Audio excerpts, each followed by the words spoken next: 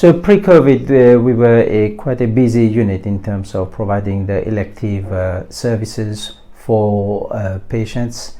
So our priority was the planned elective as well as non-elective. So we were providing an elective service as well as trauma and emergency within theatres, day surgery, and providing a service within critical care, sort of supporting the whole of the trust in terms of intensive care support and pre-assessment, and making sure that we are managing our long waiters and maintaining our RTT pathway for most of our patients. Sort of action was for us to stop all elective. We stopped all elective and tried to create capacity in terms of patients that will need some sort of ventilation support within theatres. At the same time, we mobilize the theatres and day surgery into such a way that we continue to provide the emergency and trauma service in view of supporting the population in terms of locally what the impact will be. One of the aspects that we picked up quite positive aspect is how quickly we implemented change.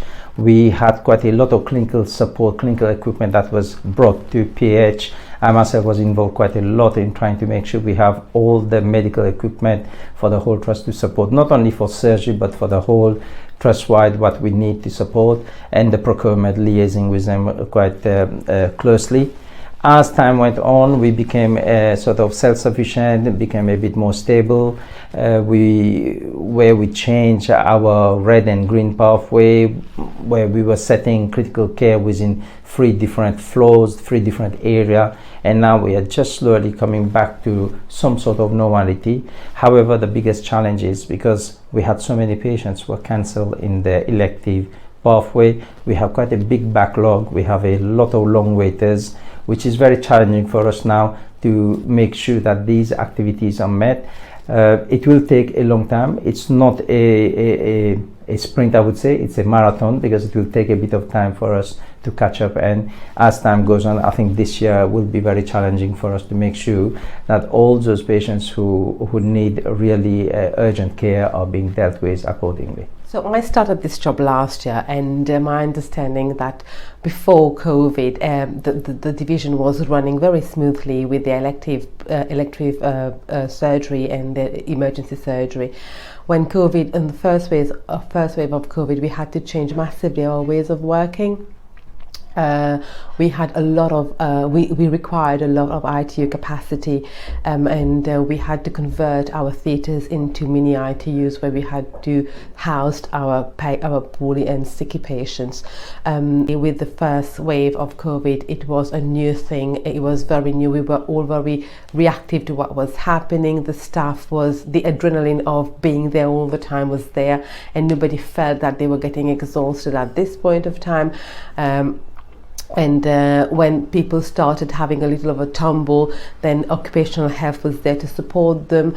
We had Here For You there all the time. We had people who was able to talk to them and get them through their day-to-day living. We had a matron's presence all the time within the unit, which was supporting them clinically and morally. On the second wave of the COVID, obviously the first wave was very new to all of us, so we had, as I said, we were very reactive to that. The second wave, we were very proactive. We learned what should not have been done on the first wave, so we kind of take that learning into the second wave.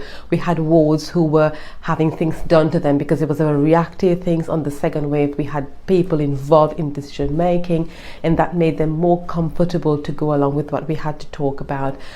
Staff, the resilience of the staff was absolutely amazing. Hats off to all the staff who worked relentlessly during COVID, and how they kept on bouncing back every single time. They did extra hours, they did extra shift. Yes, they got paid for it, which is fair, but they did not have to do that. They kind of came back because they wanted to be there. When COVID-19 first arrived and a pandemic was declared, as a department we needed to make immediate changes. Within less than 48 hours, we had set up a staff and household drive-through COVID testing facility. With the support of redeployed staff, We also set up and run a 7-day staff COVID-19 reporting absence line, alongside the running of staff COVID antibody and vitamin D testing programs. As COVID-19 progressed, we supported the Trust with the development of a COVID-19 staff risk assessment, outbreak management, staff sickness guidelines, and through the provision of a staff vaccination program. Within this time period, as well as offering physical support to staff, we also increased our services to support the mental health and overall well-being of our staff. From our Stay Great and Hydrate cup and water bottle campaign, free Costa Coffee vouchers, and access to free drinks around the Trust, encouraging staff to have a break and to hydrate, to the development of the Staff Alex Lounge, a place for staff to be able to relax and unwind. We also expanded our services to include a staff physiotherapy service via PhysioMed, menopause support training for managers, alongside reflective sessions and mental health support via Here For You and Vita Health, our employee assistance program, with the support of our mental health first aiders and wellbeing champions.